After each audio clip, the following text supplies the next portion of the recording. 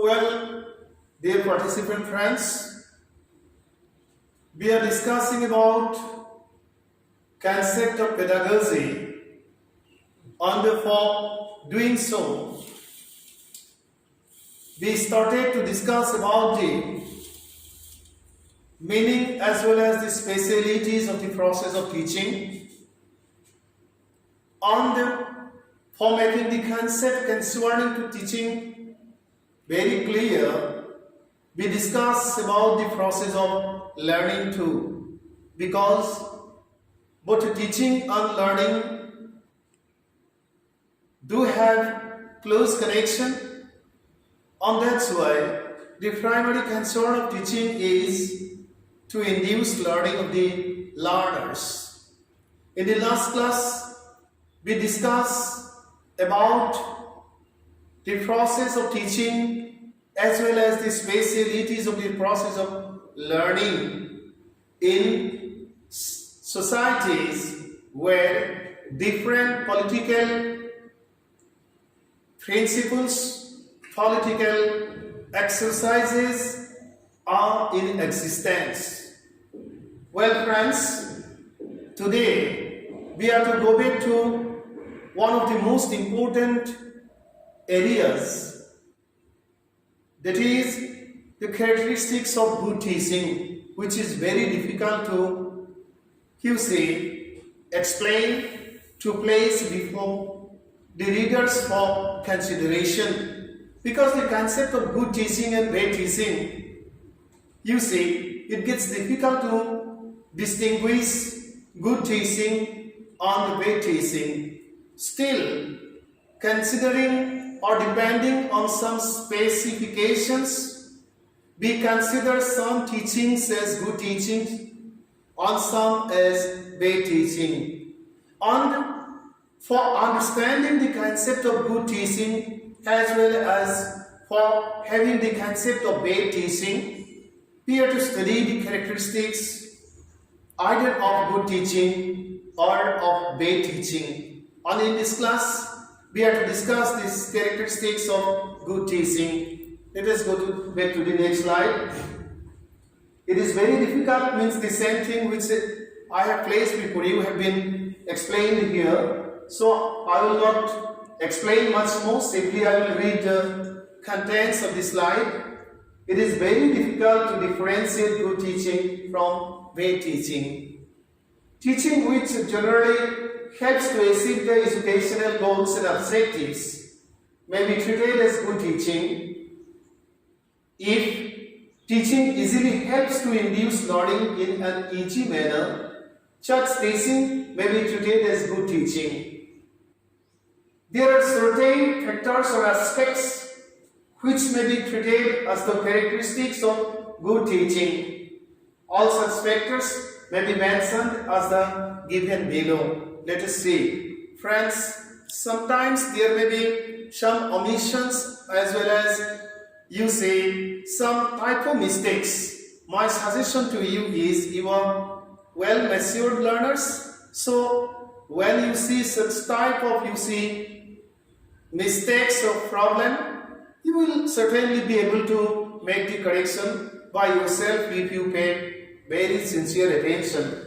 Let us see. This is the first characteristic of good teaching. Good teaching helps to achieve educational objectives very easily, and this is the prime concern of every teaching. The primary concern of teaching is the development of all the capabilities of the students or the learners of their basic domains of behavior. And once we say the domains of behavior, then we see that the domains, as mentioned earlier, are the cognitive domain or area, means the thinking domain, affective domain or area, or the feeling domain, or the psychomotor domain or area, or the domain of application or the area of application of human behavioral capabilities. Inward human attributes or qualities in all the following three domains, that is, cognitive, affective and psychomotor, are systematically developed with the help of teaching and with the help of the development of all the attributes concerning to the three domains, basic domains of human behavior as well as human personality. We help our students become ready or fit to face all types of challenges according to the chance parameter of time as well as the demands of life. Let us see the next one. Good teaching, this is point number 2, helps to disseminate desirable information among the students or the learners in a systematic way or in a systematic way or in an orderly manner. Teaching is a means with the help of which different types of information are disseminated or transacted or spread over among the learners. The learners learn and bring necessary senses or requisite senses towards their behavior in the three domains we have mentioned already, that is cognitive, affective and psychomotor. Behavioral senses, what happens? Help to bring senses towards the personalities of the learners or the students. Therefore, teaching may be treated as one of the most important means of changing behavioral attributes of the learners, and this is the primary concern or necessity for existing in the complex surrounding or the universe. Let us go back to the third one. Good teaching helps to take place, learning in an expected way or manner. Teaching is not only an important means for spreading information among the learners or the students, but also a means of inducing learning. Learning is a very systematic and psychological exercise of the learners. Students learn with the help of the connections of the senses with different types of stimuli. That is, learning events on the situations they face in the world where they exist. Students learn with the help of trial and error process, which is one of the most important methods of learning provided by Edward Lee Thorndike for explaining the concept of the theory of connectionism. And Lee Thorndike is a great US psychologist. Condition response theory, Ivan Petrovich Pavlov, the great Russian psychologist, their responses with different stimuli and with the help of the Gestalt perception, particularly at the time of studying Gestalt psychology or Gestalt theory of learning. You have heard the names of three German psychologists, Wertheimer, Kohler and Kafka. Good teaching helps the students or the learners learn according to the individual capabilities or attributes or capacities of the learners or the students. Let us go back to the next slide. Fourth, good teaching encourages the needs of efficient planning. Teaching is a planned activity. Without proper planning, teaching can't become result-oriented activities. Means with the process or with the help of the process of teaching, we never can become successful in realizing the objectives of education.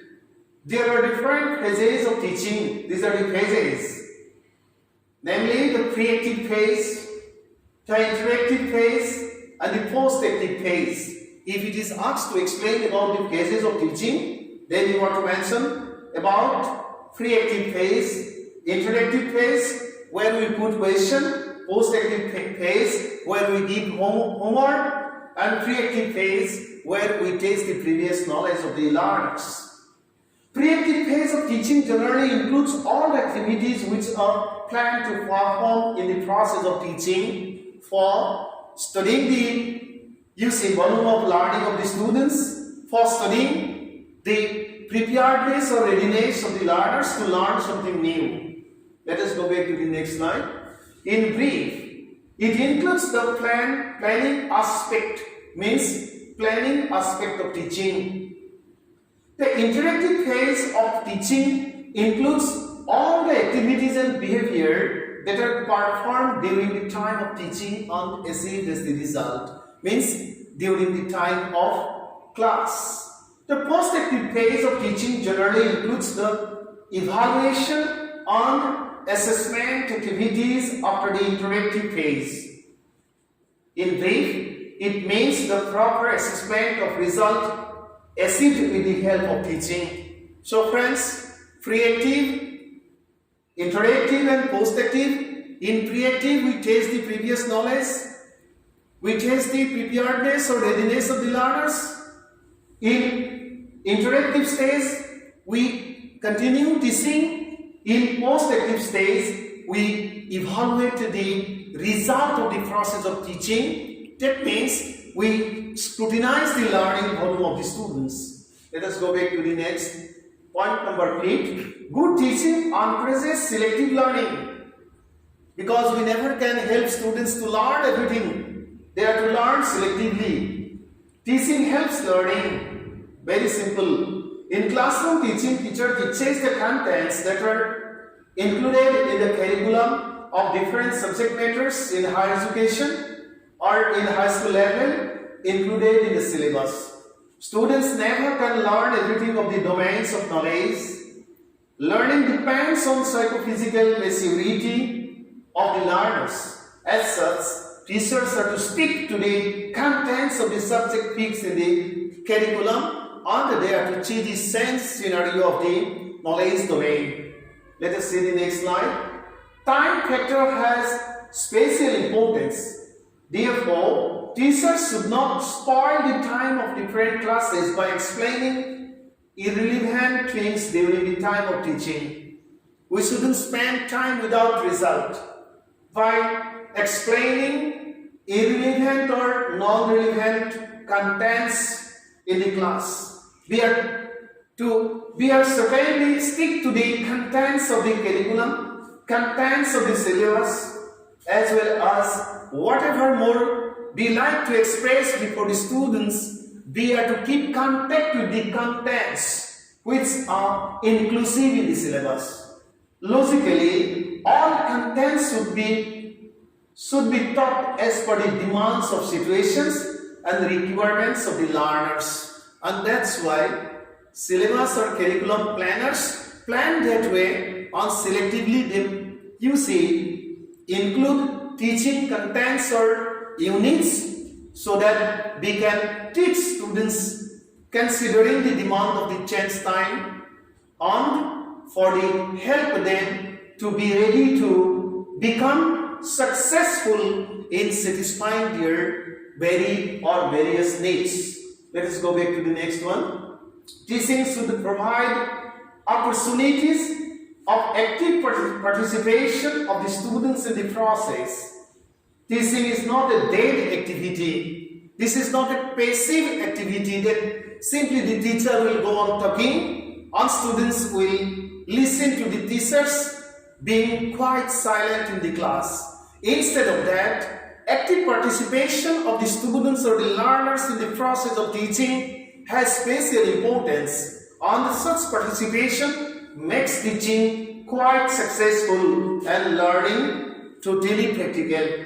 There is the need of active participation of the learners in the process of learning, as the primary concern of teaching is learning. Therefore, good teaching always provides proper situations of active participation of the learners in the process.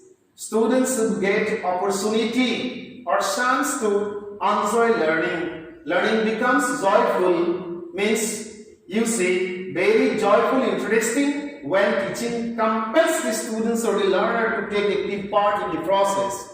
Means once students get the chance to become the part of the process of teaching and learning, they enjoy the process and the learning becomes quite successful. So active participation of the learners in the process of teaching is very important, and teacher is to keenly observe the situation or pay special attention towards this parameter. Let us go back to the next one.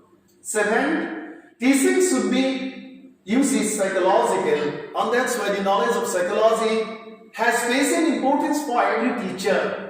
Good teaching always encourages psychological principles in the process of learning. We have already discussed about the principles of teaching as well as the magazines of teaching. Without proper knowledge of educational psychology, teacher cannot make teaching a successful exercise.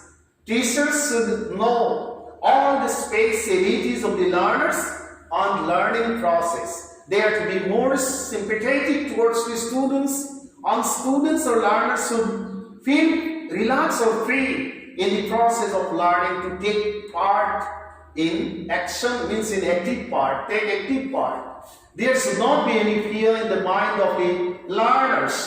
Learners should, you see, feel and find homely situation, friendly situation in the process of learning.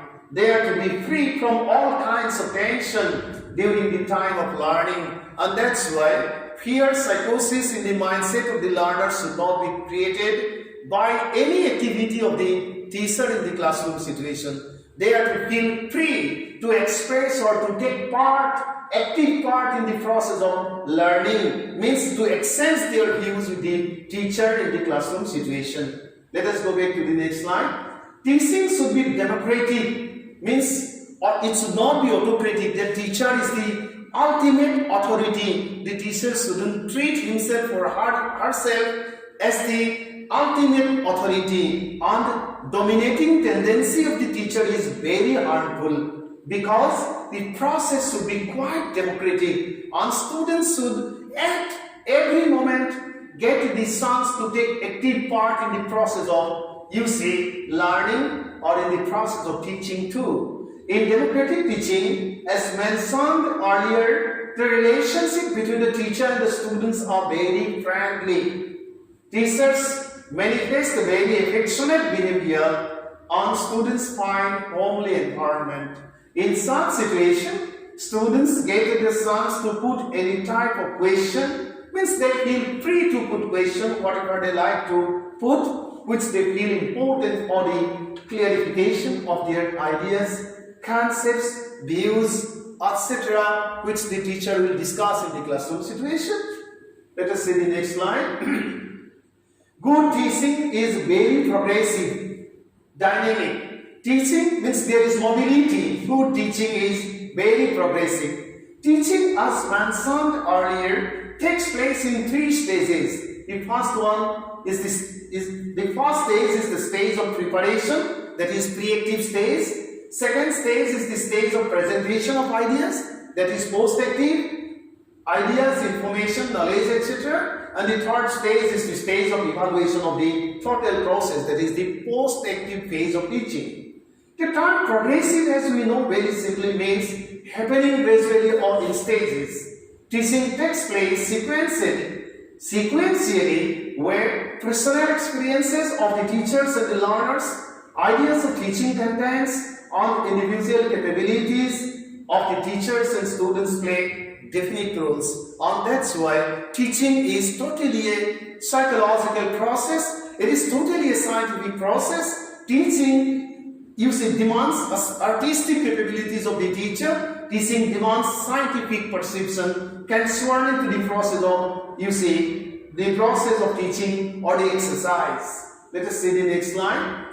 Good teaching demands emotional involvement in stable manner.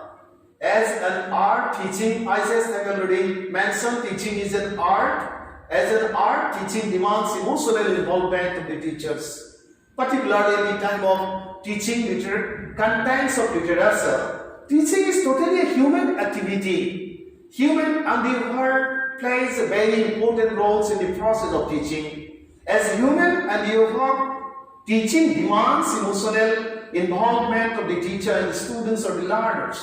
For the development of the capabilities of the cognitive and affective domains, means thinking and feeling domains of human behavior, teaching demands the emotional involvement of the teacher, and with the help of the, you see, help of such involvement, the creativity or the power of creation of the students, you see, it gets very easy to develop. Let us see the next slide.